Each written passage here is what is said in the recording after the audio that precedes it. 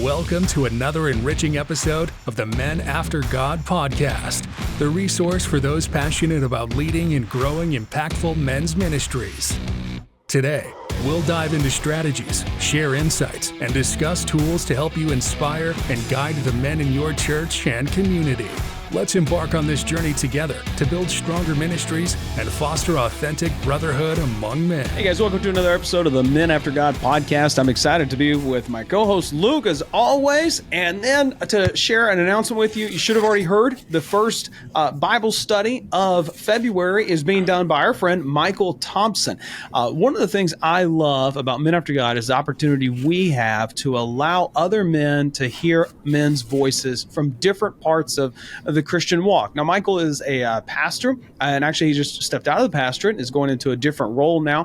And if you know someone who is a pastor, someone doctrinally sound that enjoys podcasting and talking like this, we'd love to connect with them, see if there's someone we could talk to and maybe give an opportunity to teach our Bible studies on Mondays, 4 episodes a month or 5, just depending on the amount of Mondays that are there, and give them an opportunity to get their voice out there and to impact and influence those that are our listeners and anyone else who might be listening. So be sure to tune in for those, share and like, comment, whatever it is you can do on social media to help other people know about what we're doing here.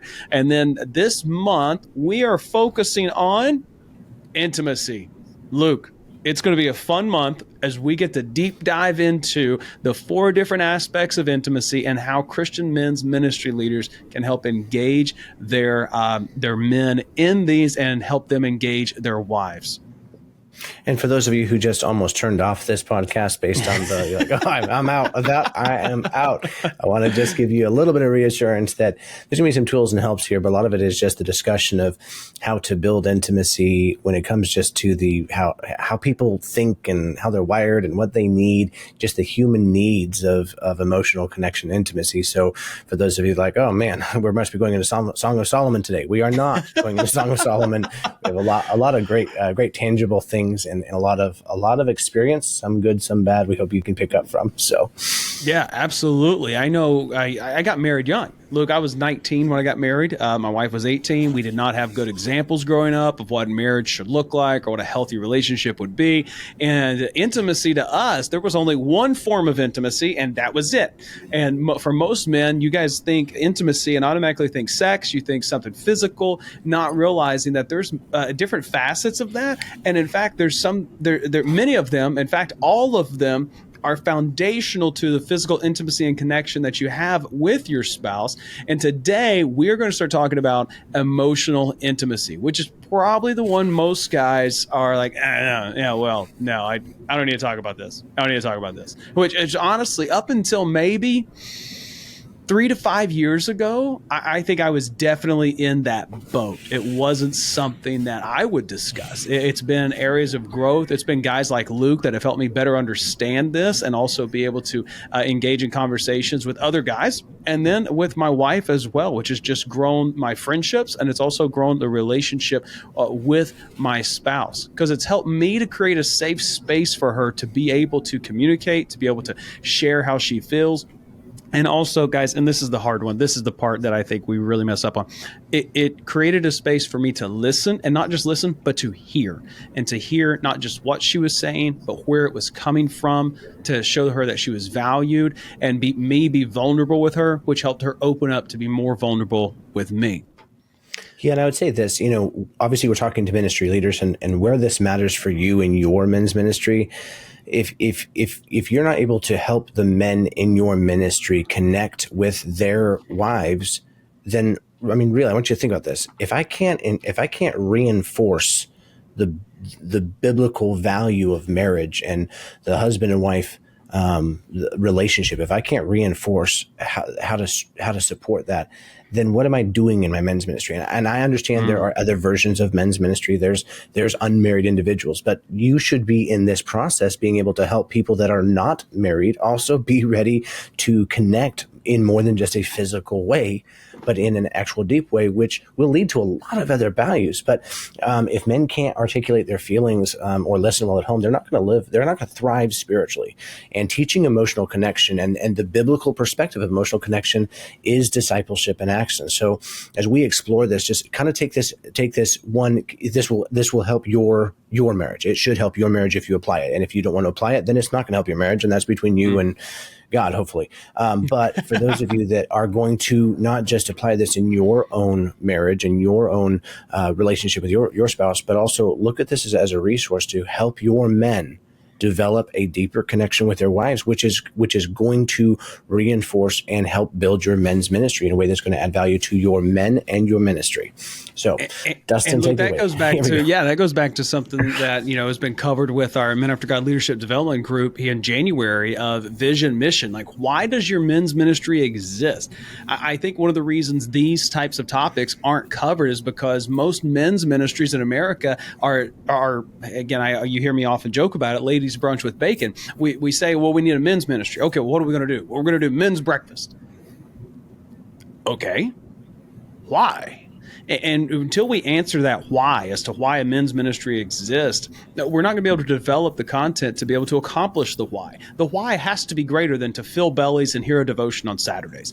And especially for my generation, the millennial generation, we from what I understand, we were the big ones who asked why. We would always come through with why. Why is this happening? Why should we do this? Why should that? And maybe it started with Gen X and maybe a little before in some areas, but ultimately I remember growing up and being told our generation asked why a lot more. And it's even more so now with Gen Z, Gen Alpha, and the ones coming up after us. But answering the question why is so vital, because if not, then you're just doing things to do things. And in my life, I've got too much to do and too much I want to accomplish to just do something for the sake of, oh, look, I need to fill time. So that's where these deeper conversations come in, is it's tied back to your why. And if you're not in men's ministry, if you're not trying to impact men for the betterment of not just themselves and your ministry, but also for their family and their relationship with their children and their lives as a whole follower of Jesus, then the men's ministry is not going to do anything but get you a bunch of fat guys that like to sit around and talk about the Bible. We got plenty of those. Let's get some men that actually understand what it means to be a follower of Jesus as a holistic man, because Jesus had obviously the best, let me put it that way, emotional connection with people and was able to set up safe environments for people to be able to speak and share with him. Look what he did with the woman at the well. He set up this environment as he began interacting with her. And do not think that was not an emotional conversation. I mean, look, people say I'm direct. Jesus looked at her and was like, you've been married like 5 times, girl. I know what you've been doing, okay? And the one you're with now, you ain't even married to. And that's the redneck version of that conversation. But he goes in and just approaches this directly, but he's able to do that because of the build up to that moment and then the safety that he provided for her afterwards. And that is, I would bring that up to make sure, guys, you understand. Having an emotional intelligence to be able to enjoy these conversations, to be able to share with your wives, to be able to love and comfort her, to be able to engage with friends in this way, you're just looking to be more like Jesus. And if that's something you don't want to do, then okay, turn the podcast off. This isn't for you. But for those that do want to be followers of Jesus as a whole person, this is something we've got to better understand. So, Luke, if you had to best define emotional intimacy, how would you define that? I'd say, to paraphrase it real lightly, because there's a lot more to it. It's the closeness you feel when you share your authentic self. And I think, when you're looking at when you are most in the zone with anyone, so go up high and then we'll go into the marriage intimacy aspect of it. If I am emotionally connected with someone, there is a very deep understanding where I have the ability to be myself, whether that's the best version or worst version of me. I get to be me, and there's no inauthenticity. There's no need for me to be anything that I'm not. That's where intimacy is going to build. And that should ultimately allow me to then flourish and become the better version of me. But a lot of times we are so stuck in this facade of what I'm supposed to be, and the person, like all these different barriers and schedules and things that make us maybe not what we really are. And ultimately, if you're looking for deep connection, it's going to start with that ability to be myself. And I take it this way. if I'm talking to Jesus is in the room with me right now. Now he is in the room with me right now, but I can't see him. So he's here or here. I don't know where he's at, but if Jesus is in the room and I'm having a conversation one-on-one with Jesus, I don't have to be someone I'm not, because he knows exactly who I am. I'm not trying to hide anything from him, because even if I did, he knows it, right? In a marriage relationship, there is a version where you can be flawed, you can be human, you can be hurt, you can be in a hard spot. You can have the conversation saying, I am having a hard time right now because of these outside things. So when you're looking at this, like, hey, what is that authentic intimacy, understanding the emotional intimacy? It is the closeness you share when you're able to be yourself, and they should be able to be themselves. So you think about like the imbalance of someone who's like, well, I'm able to be myself, but they've built walls around them, right? Well, why? Because there's something breaking the intimate connection. There's some disconnect.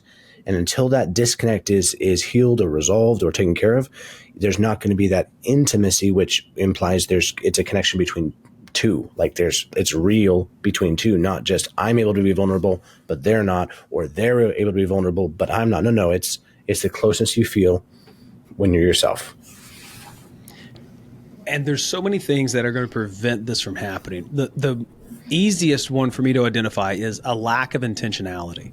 If you're someone who's not intentionally seeking to gain emotional intelligence, to create emotional intimacy between you and your spouse, then I can tell you it's just not going to happen, because Luke mentioned some barriers. To be very specific, you have busyness. I have 3 kids. My wife is in school. I am working at the podcast. I do a number of different things. There's a lot of things going on in my life where if I'm not intentional about this, I'm not going to be able to create the connection. The same's true in yours. You're working 40 plus hours a week. You've got children at home. If you're in ministry, one of our men's ministry leaders listening, you guys have so much going on that if you don't take the time to create the space for this, it's going to pass you by.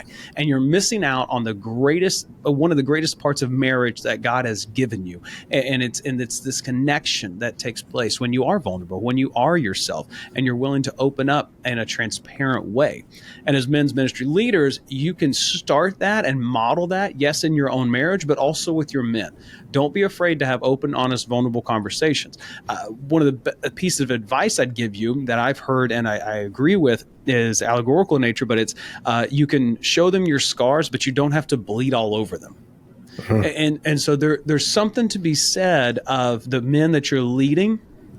You can show them your wounds. You can let them know you're hurt by something, but you can't let it consume your conversations, because you're not there necessarily to be served. You're there to serve. Now, you should have some friends that you can just bear it all with. However, there is a time and a place. And being able to take what's going on with you and put that away for just a moment to be able to serve someone, that's not being fake or phony. That's leadership. That's stepping up and taking care of what needs to be done for the other person. But here's where we fail, ministry leaders. This is where we fail. We keep it there and we go, well, it's fine. It'll be fine. I'll just leave that there and I'm just going to keep going. And now if you're driven type A personality, this is very easy for you to do. You're compartmentalizing your life because you're saying this is my leadership time. This is my family time. This is my time with Jesus. Is that not realizing you got to live from that identity in Christ in all areas? And that emotional connection is going to take place in each one of those as you open yourself up to it. This is why it's so great to have those small groups where you can have trusted men to talk with, and then create those within your men's ministry if you've got a larger ministry and can do that, so that it's seen through the lens of friendship, and then it can be played out in the realm of marriage. Yeah, and I think I think as we look to this, if you're looking for the most intimate relationship you're ever going to have, is going to be with Jesus. But if we look at the model of Jesus, the way that he modeled vulnerability, there's a story, and you know it, especially as a ministry leader, where you ultimately see Jesus in the Garden of Gethsemane, and he is being extremely vulnerable, saying, I need you to pray with me. Would you watch and pray with me just 1 hour? And his need was like, and I know that, he goes to his father, and he models that very intimate relationship between him and his father, but also the desire to have a deeper connection with his disciples who missed it. They didn't get it, right? Mm-hmm. But I want to make sure we highlight Jesus knew that they would fall asleep. Jesus was very aware that he was going to be alone, and yet he still was vulnerable in the process. Now, take that back to this. We look at you think about like a men's ministry, last men's ministry event, or maybe you went to church on Sunday and you walked in and you said, "Hey, how are you?" And someone's like, "Oh, I did fine." And how was your weekend? "Oh, it was good. We did ABC," right? And then we just moved on from it, right? Men avoid deep conversations until. And now the until changes based on who they are, based on past experiences, based on different hurts. And I want to really, really focus on this, is that until someone trusts you, they're not going to be vulnerable with you. And until someone actually knows that you're not going to misuse it, don't expect them to open up, especially if you're not willing to. So if we look at this in a biblical fashion, right? From a biblical perspective, Ephesians 4:32 says this. It says, "Be kind and compassionate one to another, forgiving each other just as Christ forgave you," right? So saying, look at Christ's model. How did Jesus do it? Well, it wasn't Jesus's ministry. Jesus's intimate connection was rarely about him. He modeled it because he always made it about others. And so you're saying, well, how should we do this? Well, the Bible says, love your wives even as Christ loved the church, right? So he modeled this thing saying, okay, here's what I'm going to do. I'm going to put the church first, right? We're going to put our wife first, which means that, one, we need to be kind and compassionate.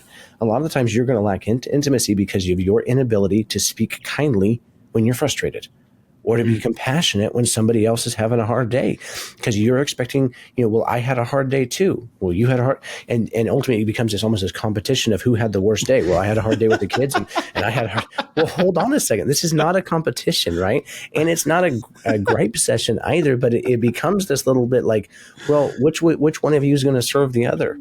Well, I don't know. I hate to say this because I don't want to beat a dead horse, but WWJD. Oh, what would Jesus do, right? And I want you to take it from what would Jesus do to what did Jesus do? No, not what would you, but look at what he already did, in the sense of he didn't make it about him ever. Now, we are human. We're going to be selfish, but look at this and think, okay, man, how many things am I holding against my wife potentially in the things that she's not perfect in? And I just want to throw this out there. We're not going to air your list of things that she has about you.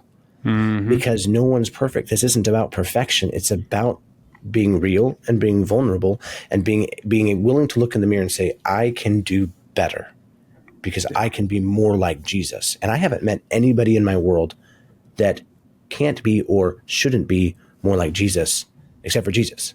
Mm-hmm. So in the reflection, as James talks about, the man that looks in the mirror and then doesn't change and then walks away, that's just foolish. Be doers of the word and not hearers only, deceiving your own selves. Don't be an idiot.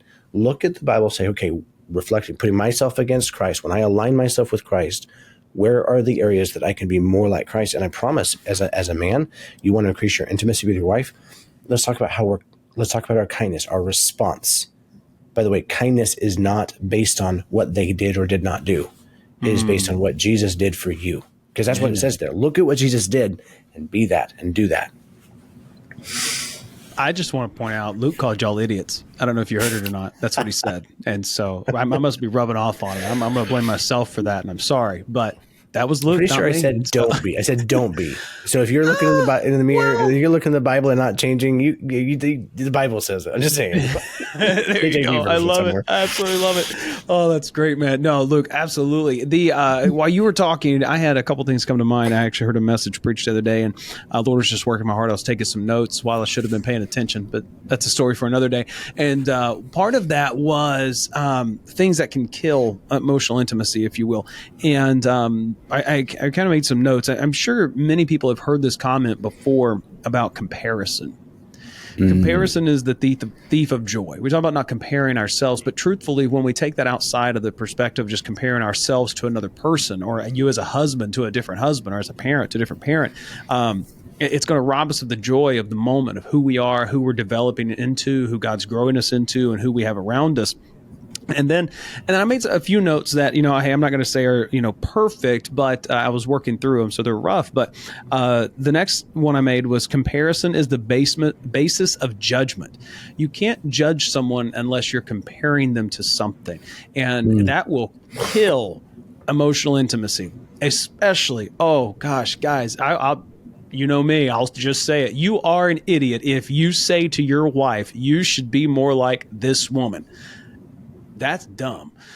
Please do not let your men say these things. That is just a bad idea.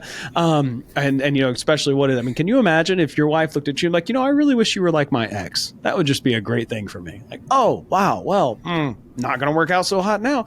But comparison is the basis of judgment. If you're judging someone else for their openness, for their vulnerability, for things like that, you're comparing them to something, to yourself, to someone else, when in reality, Luke had already talked about it, we compare ourselves to Christ. And we don't even need to be the ones comparing other people to Christ, because we can't judge any of that. He is the only one who can compare us to himself and judge based on it. And instead of choosing solid judgment, he provided grace. And we are the ones that will bring just judgment. I also wrote down that comparison is the door to justification. We justify our actions, we justify our thoughts, we justify these different things going on because we're comparing and saying like, well, we've got this going on, but I want it to be like this, so therefore I'm justifying my actions to make it go here. And that it can kill emotional intimacy with your spouse because you are justifying some actions. Luke mentioned how kindness is not based upon how they're acting, but based upon what Jesus has done for us. You're saying I'm not going to be kind to them because they're not acting the way I think they should. You're comparing what they're doing or who they are to who you think they should be or what they should be doing, and you're justifying your actions against them because of that. And then one of the last ones I wrote was comparison leads to justice and injustice. When we are compared against the law, it's very simple for us to find justice. If I go out and murder someone, they're going to compare my actions against the rule that says not to do it and then bring justice upon me. However, if we are not the judge, jury, and executioner, which you're not, and we begin to compare people against a law or a set standard, we are going to bring injustice into their lives. One of the things we talk about in premarital counseling is what are some preconceived notions you have of a husband or of a wife, and begin identifying that out, and then ask them, okay, tell me how your future spouse is not that. And are you okay with this? You need to recognize it moving in, because, I was listening to a book, As Necessary Endings. It was really good. And he was talking to someone about their spouse in some marital counseling. And she was saying how, well, I love him and I just wish he would be more driven and more this, more that, more this, and more that. And he stopped her and he said, you just described someone he's not. Like, you love him, but you don't. Like, so what's going on here? And so they had to work through that. This goes back to comparison. And then one other note, comparison kills confidence. It kills the confidence of the person you are talking to or interacting with. It will kill your own confidence if you compare yourself to someone else. This is why we compare ourselves to Christ. We all fall short of the glory of God. Surprise. However, when comparing ourselves against Christ, he's the only one we should compare against. He's the perfect one, and he's the only one that made a way for us to be more like him. So when we compare it to him, we're not just looking at like, oh, well, I wish I could have those muscles. I wish I could have that intelligence. I wish I could have this, that, or the other thing. We're looking at Jesus saying, I want to be more like him. And he says, okay, great. I'm going to make a way for you to do that. And that's abiding in him and him abiding in you and living from that identity. And so emotional intimacy, yes, it has a lot to do with your relationship with your spouse, but where does it come from? Luke hit on it, and I wanted to reinforce it. It doesn't come from you being more like Dustin, more like Luke, more like any other guy you know. It comes from being more like Christ and living that out in your relationship. Now, we mentioned it has to be intentional too. This is something you need to think about. You need to schedule this. You need to make note of this. Sit down and talk to your wife and say, I want to be more emotionally intimate with you.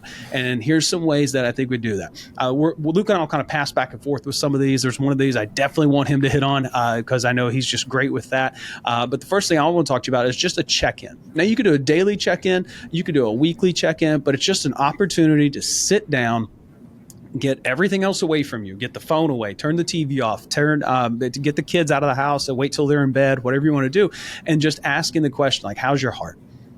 Maybe finding some simple questions to open up big doors. An example of this from my own life, my 18th, how long have I been married? 18 years. At least 2 years. At least two. Sorry. At least two. Yeah. 18 years. So on December 30th, we celebrated our 18th anniversary. And when we were going out, we went out and enjoyed an amazing day together. And I'm a nerd. I can nerd out on some stuff, right? And I love AI. I love working with AI and helping that help me think.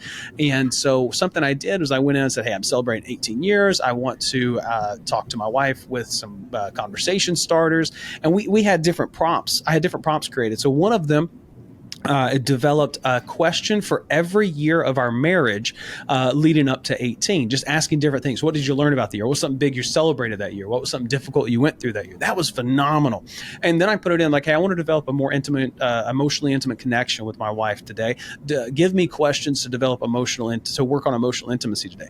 And it spit out this, like I'm reading, I'm like, these are really good. I wish I could think of these.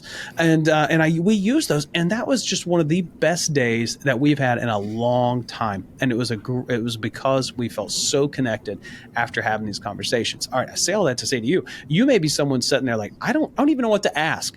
That's okay. There's too many resources available to you today to give you questions to ask, to help you in this, that you have no excuse not to be engaged in this. And before I toss it over to Luke for his next thing that he's going to talk about, I want to share with you one resource that we have at Men After God, and it's available at www.menaftergod.net/marriage. And it's a 14-day devotional ebook. So it's got about 8 or 9 chapters of content where we are helping you better understand these 4 areas of intimacy, and then a 14-day devotional where it will take you 5 minutes to sit down with your spouse and go through the devotional, pray together, and have a prompt to kind of go through and answer some questions. And it's just a wonderful, wonderful thing for you. You can find it at www.menaftergod.net/marriage. I believe we have it listed at $7.50. And then for men's ministry leaders, if you would like to purchase the license to give this to your men, we're going to start the price on that at $3.50 per pack of 10. And if you just get in touch with us, we'll set you up with the licensing for that so you can just pass these out. And it comes with some amazing bonuses that I'm going to mention to you in the next few minutes. But Luke, what's another thing that we can do to help build emotional intimacy with our spouse? Before I jump there, and I appreciate this because I'm excited about this next one because I think it's probably one of the most important ones before I give that. So just hang on for just a minute. I want to just touch base on the uniqueness of husband-wife relationships and the uniqueness of different individuals, meaning that where Dustin and Sarah are after 18 years, and they're unique people, and they're really cool people. I love working with them. We are very unique. But I'll say this. I was married for almost 13 years to my first wife, and our relationship was so very unique, and I have all sorts of stories of things that I did right and things I did not do right, and I learned, right? But I'm now remarried, and my current wife really struggles with too many questions at a time because she likes to process them, right? And so I'm going to tell you an embarrassing moment. I started dating or talking to her, and I love questions. I love questions, right? And so I created a list of like 120 things that we could go over, right? And I made the mistake. This is before I really knew her that well because I was getting to know her. I really should have asked one question. Do you like questions, right? And I sent her this list and a notes thing like, here's 120 things that we can kind of, and immediate there was like this hesitation and like, who is this freak that I'm dating, right? And it was really funny because later on I realized that caused her a lot of anxiety, right? So in the process of developing these questions and maybe doing them, just take them one at a time and see where they're at. Because again, you don't have to ask 120 questions. You can ask one question at a time, and that can be 1 week before you really get to the depth of it. So, that's good. Yeah. So a lot I've learned there. But active listening. This is the second one. So Dustin mentioned like daily check-ins. And one of the questions that I kind of lived with my first wife was, how can I love you today? It's a John Deloney question. Like, how can I love you today? Just getting that surface of like, hey, and that answer can change, right? And when I was asking that to Alicia, my first wife, for several years, like she would give me different answers, and I would just kind of check the box of, okay, I'm done, moving on, right? And there's always something that's not being said. And if you're looking for that real intimacy, you need to listen to what is not being said. So as you as a ministry leader, as a husband, when you're putting out questions, there's some questions that are not going to get an honest answer, not because you're spouse isn't honest, it's just because they're might be afraid of hurting you. You might be a sensitive individual and they don't want to bring out the sensitive. You might be a reactionary individual and they don't want to bring. So there's more to this to understand. Like, you're going to have to listen to what is not being said to be able to ask deeper questions to get to the depth of intimacy, but you need to listen. And that means not listening to respond. Like, I'm not listening to prepare well, this is what, no, listening to shut up and hear and understand so that you can be the man that you're supposed to be and the husband that you're supposed to be for the wife you're married to. I mean, it's just where it's at. So, really, there's different questions, like, especially in validation aspect of it, where you're listening and she says something that, man, it's a low, hurtful blow. Like, you just like, oh, wow, that one hit me in the gut. Well, I want to make sure you understand, when someone is hurt, you need to acknowledge that hurt and not acknowledge it like, well, you didn't understand my intentions. Because we like to judge other people by their actions and our stuff by our intentions. And that's not justice. That's not of God. That's just a natural thing as humans to be able to justify what I'm doing is, well, you didn't understand what I said. You misunderstood what I said. Well, maybe you said it wrong. So maybe you need to apologize and say, hey, so you felt hurt when I did this, right? So I am sorry that I hurt you, not I'm sorry that what I did made you feel that way. No. Would you please forgive me? I didn't mean to hurt you. That's part of listening, is that feedback of like, hey, there's something you can learn. So take it as a feedback loop. What can you change? Is it behavior? Is it something you're doing? Are you leaving your underwear behind the door in the bathroom and you need to throw the laundry? Like, what is the thing that you need to change doing? A lot of it is simple, but it is in the simple of listening where you just don't have a response. Sometimes you should not respond because you're not in a Jesus state. And that's the opportunity there, is listen, not to respond, but to change. How can I love her more because of what I have learned about her? That's wisdom. Oh man, I absolutely love Justin, that. what's number 3 here? And I know you got feedback, so no, I'm going to leave that one right there where it is, because man, you just nailed it. I love that because I am so guilty of listening to respond. And man, I have to truly work so hard at the active listening piece. And guys, if you're like that, be honest with your wife and acknowledge it and say, hey, I want to work on this, and then find some way to help you. And maybe if you can take it, tell her like, hey, if you think I'm just listening to respond, would you ask me? Would you just look at me and ask me and say, hey, I feel like you're listening to respond right now. Is that what's happening? And then you've got to be humble enough to go, oh yeah, my bad. Okay, all right. Let me stop. Let me fix this, and let me move forward with that. This next piece is one that I think is convicting in a number of ways. But Luke, in my experience, I don't know that I've met many men. There's some that are probably knocking this out of the park, right? And maybe you're one of them, Luke. But praying with your spouse. I talked to one guy one time, and he said that he went into a meeting. It was the pastor and a men's group and things, and this came up about praying with your spouse. And he kind of asked, like, "Hey, so what have you guys done to be able to pray with your spouse more frequently? Because I'm struggling with this." And they all just kind of looked around the room and stared at each other. I'm like, "Wow." And the pastor was sitting there like, "Oh, well," and I will say this. Every relationship is different. I've encountered a man before who he could pray with his wife, but his wife would not pray with him because she felt that it was usurping the authority over their man. That's how she was raised in a very conservative Christian home. It's just not something that she felt comfortable doing. And so they had to work out something that worked well for them. And he was fine praying with her, but it was, again, creating this emotional intimacy connection. She wasn't praying with him. And so he never got to hear her pray to God. And he was really hoping to be able to do that. So I want to encourage and challenge you, man. First off, praying with your wife should not be something that is intimidating to you.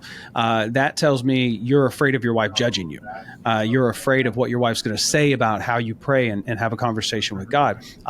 That's something you just need to look at her and tell her, like, honey, I'm not doing this but out of a fear of judgment from you. And let her tell you, I'm not going to judge you. Like, I'd rather you just pray with me than not pray with me, right?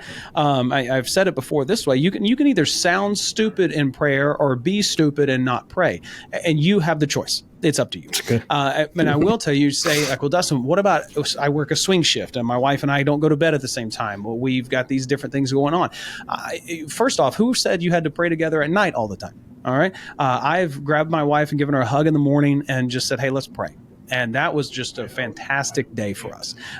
It was 5 minutes before school, and she was hurrying on her way out. And I just kind of paused and said, hey, we didn't pray last night. Let's pray this morning. Now, I'm not going to sit here and tell you I pray with my wife every single night. I wish I did. And I am working on that. We actively work on that. But what we've done is said, if we don't do every night, how many are we going to do?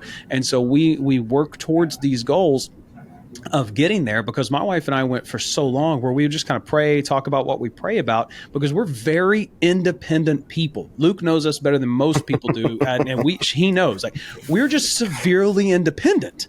Like, I don't mind being a part of a team, but I'd rather lead the team than be a part of the team.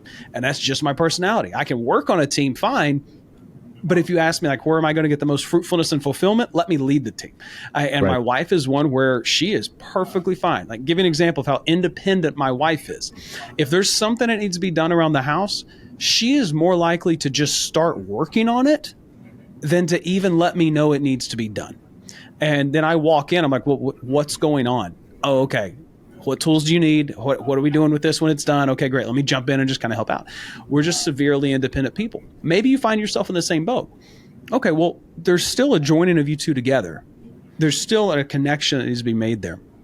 So what can you do? And how can you start praying together and for and with one another? Maybe you like to write and not talk. Maybe you could write your prayers and pass notes between one another, like you're back in middle school. It could be fun. Yeah. So there's different ways to do this, but please don't make your prayers just surface level. Don't God, thank you for the day, thank you for the night, give us good rest, have a great day, Lord. Like, hey, come on, pray. Actually engage in conversation about the real things going on in your heart and in your life, because that should be a time where you feel the safest talking to your Heavenly Father and your spouse, the two people in the world, if you will, who love you the most. Yeah. And that creates a very safe space. And that's what Luke's about to talk to us about. Well, I think that, I think about the struggles of where we're at and again, the different unique relationships. And maybe you've been married for 20 years and you've never prayed with your wife intimately. Like you've prayed over meals and, rubby dub, thanks for the grub kind of a deal. It's very surface prayer and you kind of check it off and it's not a prayer. It's just a, yeah. And I want to talk about this. So let's talk about starting this, right? So some of you pray with your wife every day and you could teach this lesson. Right. And some of you have never done that and you know you should, but you're not going to because it's difficult. It's vulnerable. It's not, it doesn't bring you joy and you're not passionate about it. So I want to just talk about this. You could easily start once a month. I think daily is great, but let's just schedule a date night and say, hey, we're gonna go on a date. We're gonna write up a list of 10 things that we're gonna pray about. We're gonna enjoy our date night, but we're gonna pray together on our date night, maybe in the car on the way home. But I'm gonna do it once a month where I spend a time in prayer. Maybe it's 5 minutes, maybe it's 10 minutes, but you start somewhere. Maybe it's twice a month, maybe it's once a week. And for those of you that are like, man, this is really difficult. I don't pray out loud with anybody. Then start praying out loud with yourself. To practice praying to God, who is your Abba Father. You're just talking to him like a normal person, because you know what God wants to have with you is a normal relationship, not a, oh Lord, and I want to make sure I understand. Jesus gave the example of the Lord's Prayer, but our Father which art in heaven is a King James version of their dialect. That's not your dialect. You don't say, you would call your dad like, oh Father who art in Portland, Oregon. No. Hey, Dad. That's where it's at, right? So I want to just encourage you. And then the other thing I'd encourage you is like, hey, how difficult would it be to write out a list of just a few things you're going to pray about that are deep, not just, pray for the kids, pray for the finances. No, these are the things that we need God to show himself up in our relationship, in our prayer time, whatever it is, right? Write those out ahead of time so it's not awkward. You're praying over a list. Just to stay organized, it will help you to know what you're praying about and less awkward to try to come up with okay, how do I sound good in prayer? Because that's not the point of the prayer time. The point of the prayer time is depth, vulnerability, together. And I promise you, if you start praying for your wife when you're not with her, it becomes very, very natural to pray with your wife when you are with her. Start there. That's good. So, okay. That is so good. I love that one, Luke. That is phenomenal. And guys, again, we're talking to our ministry leaders here. Develop programs of mentorship for seasoned husbands and younger ones. Say what you will about the theology of Andy Stanley, and we could probably say a lot. But one of the greatest things I have heard from him was not theological. Surprise. It was actually methodological concerning how he would do premarital counseling. He wouldn't actually do premarital counseling. He would connect the couple with an older couple and say, hey, get to know each other, be friends, be able to engage one another and have conversations and learn from them by getting to know who they are, how they operate. And so they would see a healthy marriage, right? Now, you don't want to do this to someone whose marriage is falling apart. That's probably a bad idea. And so he would put them together like that. But that's discipleship. And so who do you have? What husbands do you have in your men's ministry? Maybe it's you. Maybe it's not. But who do you have that you could connect with for your own personal discipleship, and then you could connect others with for theirs, for as husbands, or maybe as their marriage and couples and get together. And that way you can be modeling what Christ did with the disciples, which was not a transfer of information, but an engagement of life and being able to point them towards Jesus and the things that are there. And what I love about what Jesus did was whenever he would have his disciples talk with him about things, or Peter, known to say stupid stuff, that's my guy right there. He would make sure that they were safe. He would make sure, like, he would correct, but he would love. And that's something that's so important when we want to have these types of connections, whether it's in a mentorship program or in our marriage, is to have a safe space where we can say something stupid, where we can do something wrong and not feel as though we're going to be belittled or anything of that nature. And Luke has been a major help to me to learn not just what it's like to have a friend that is like that, but to also how to create an environment for others so that they feel safe when you're talking with them. And so, Luke, talk a little bit about how you create that safe space and why it's so important for ministry leaders to do that for the men they're serving. And I'll say this. First of all, my wife wishes that I knew how to create a safe space for her. So in all seriousness, I believe that the challenge of, creating an emotional safe space, first of all, there's the stigma of, are you kidding me? We're talking about safe spaces. Aren't we biblically sound men after God who, no. I want to make sure it's real clear. Men after God create safe spaces for those around them, for the men around them, as well as for their wives. That's what you do. That's biblical. That is a Jesus thing to do. And if you're not creating a safe space, if you're not facilitating a place where people can be vulnerable, then you're not acting like Jesus. So as a men's ministry leader, you might need to model this. You might need to facilitate conversations that encourage people to get uncomfortable by creating comfortable places for everybody else. And what does that mean? Well, first of all, I think there's we call it stonewalling, or maybe it's a gaslighting effect. I believe there's a narcissist, a little bit of a narcissist in every single one of us. And a narcissist is a self-centered individual who won't take accountability for their actions or what the damages they do, right? And I'm not calling you a narcissist. I'm saying that all of us have the flesh inside of us that focuses on what are my needs, what do I want, and the lack of desire to take accountability. So we need to look at this and say, okay, how do we look at our wife's needs, right? And as a men's leader, help your men ask the question, what does my wife need to be in a safe space, right? I want to make sure it's real clear. Dustin's wife is extremely independent. Sarah is a driven individual who's very capable of living without Dustin. I know they have a great relationship, but I think she it's might be better off some days. She doesn't need Dustin. She needs Jesus, right? And so I want to make sure it's real clear, right? Well, my wife is different. And by the way, my first wife was different than the wife I have now. Monica is extremely different in what she needs to feel safe. And so sometimes the way that I want to create a safe space is I want to get to go spend time with her and ask questions and have conversations and all this stuff. And I'll tell you what, sometimes that's not what she needs. Sometimes she needs to go to lunch with her friends and not spend time with you. She needs a break from you. And I'm not saying that you're a bad person. It's just that's what they need for a safe space. Some of your wives literally need safe space away from you. Some of your wives need safe space away from the kids. And you need to facilitate that, right? So there's an emotional safe space, but there's also a physical understanding of what that is. Where is their happy place? Where is their place of healing, right? So I would say this, you need to be a listener, right? We've already talked about that. Encourage a culture of listening in your men's ministry where they can ask questions, or they can create a place where their wife can just talk to them and vent to them and have a hard time with them and be real with them and talk about the struggles of being a stay-at-home mom, or talk about the struggles of where they're at for work, or talk about the struggles of what it's like to be in the nursery every single Sunday for the ministry, right? Help men practice the I'm here for you and I hear you. Another word for that, another phrase is that I've got your back. How do your men tell their spouses, tell their wives that they have their wives' backs, because most of the time they don't. So, and sometimes that's all that the wife needs, is what my wife needs. She just needs to hear it and believe it based on my actions, attitude, and like, okay, what do you need? Because a lot of times, and I'll be honest, a lot of times we focus on what my needs are. I've got 4 kids that came into marriage with me, right? There's 4 little hearts I got to take care of. And so oftentimes I have to say, okay, but what does your heart need, Monica? And that's a hard question to ask, because sometimes she doesn't know, because she's not been given that opportunity enough for her to be vulnerable about what that means. But until you create that safe space where she's like, oh man, I can be me. I need a break. I need a coffee. I need prayer.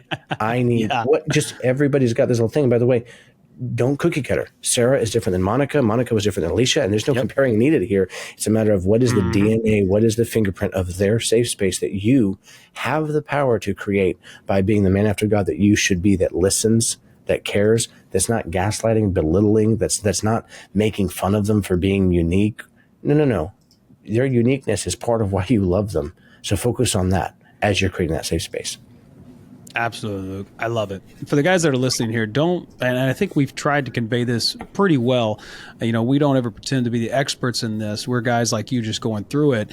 And what I do want to communicate with you is that this isn't going to happen overnight. You're not going to go from any emotional intelligence to tons overnight. And the emotional intimacy between you and your spouse is not going to happen like it did when you first met, especially if you met when you were younger. Hormones are raging. It's like, wow, I love them. They're amazing. This is the greatest person in the world. It's going to have to be rebuilt, maybe, or just grown. And it's like a seed. You got to water it. You got to cultivate it. You got to work at it. And it's going to take time, and you're going to make mistakes. And so I just encourage you, don't let the work you're going to have to put in keep you from doing it. Don't let the potential of the failure that you're going to have keep you from doing it. It's going to take work. You're going to mess up. And this is a daily thing that you have to work on, and you have to be intentional about it. So guys, especially for our men's ministry leaders, you make sure you're modeling this. You make sure you share it with your men and help lead them towards this. And then don't forget, we provide as many resources, tools, and tips as we can. We've got our Marriage After God 14-day devotional, which comes with a ton of bonuses I didn't mention earlier, but I want you to know about.